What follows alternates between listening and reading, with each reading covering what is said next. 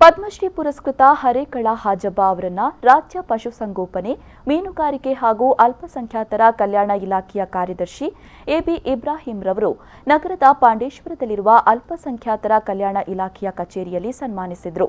ಸನ್ಮಾನ ಸ್ವೀಕರಿಸಿ ಮಾತನಾಡಿದ ಹರೇಕಳ ಹಾಜಬ್ಬ ಅವರು 2015ರಲ್ಲಿ ಎಬಿ ಇಬ್ರಾಹಿಂ ಜಿಲ್ಲಾಧಿಕಾರಿಯಾಗಿದ್ದಾಗ ನನ್ನ ಹೆಸರನ್ನ ಈ ಪ್ರಶಸ್ತಿಗೆ ಶಿಫಾರಸು ಮಾಡಿದ್ರು. ಆದರೆ ನಾನು ಪ್ರಶಸ್ತಿಯನ್ನ ನಿರೀಕ್ಷೆ ಮಾಡಿದವನಲ್ಲ. ನಿಮ್ಮೆಲ್ಲರ ಸಹಕಾರದಿಂದಾಗಿ ನಾನು ಈ ಮಟ್ಟಕ್ಕೆ ಬೆಳೆಯಲು ಸಾಧ್ಯವಾಯಿತು ಅಂತ ಹೇಳಿದರು. ಬಡತನ ಹುಟ್ಟಿದವರು, ಆದರೆ ಈ ಜಿಲ್ಲೆಯಲ್ಲಿ ನನ್ನನ್ನು ಮೊನ್ನೆ 26 ನಂತರ ನನ್ನನ್ನು ಬದಲಾವಣೆ ಮಾಡಿಬಿಟ್ಟಿದ್ದೆ. ನಾನು ಈ ಸಂದರ್ಭದಲ್ಲಿ ಹೇಳಲಿಕ್ಕೆ ನಾನು ಇಷ್ಟಪಡಬೇಕು.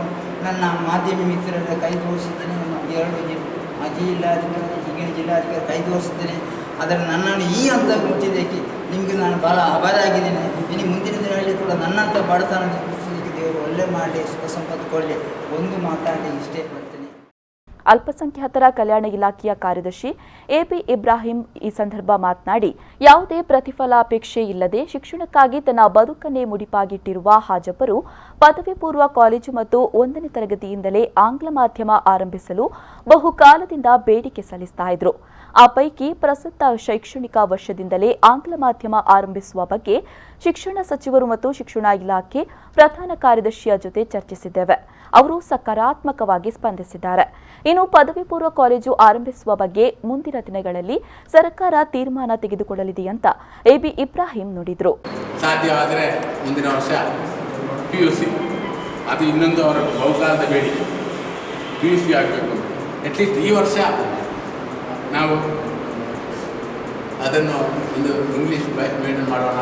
ಸಾಧ್ಯ ಆದರೆ PUC ಅದು ಅಲ್ಲಿ ಏನು ಇನ್ಫ್ರಾಸ್ಟ್ರಕ್ಚರ್ ಅವ್ರಿಗೆ ಬೇಕಾಗಿದೆ ಗೊತ್ತಿಲ್ಲ. ಈಗಾಗಲೇ ನಾನು ಮೊನ್ನೆ ಸುರೇಶ್ ಕುಮಾರ್ ಸಚಿವರು, ಶಿಕ್ಷಣ ಸಚಿವರ ಜೊತೆಯಲ್ಲೂ ಕೂಡ ಈ ಬಗ್ಗೆ ನಾನು ಮಾತಾಡಿದೆ. ಅವರು ಕೂಡ ತುಂಬ ಹೊಗಳಿದರು.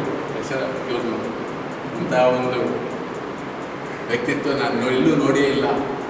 ಇದು ನಿಜಕ್ಕೂ ಇಂಥ ಒಂದು ಸಾಕ್ಷರತೆಯಲ್ಲಿ 100% ಒಂದು ಜಿಲ್ಲೆಯಲ್ಲಿ ಅಲ್ಲಿ ಅಲ್ಪ ಸ್ವಲ್ಪ ಇರುವಂಥ.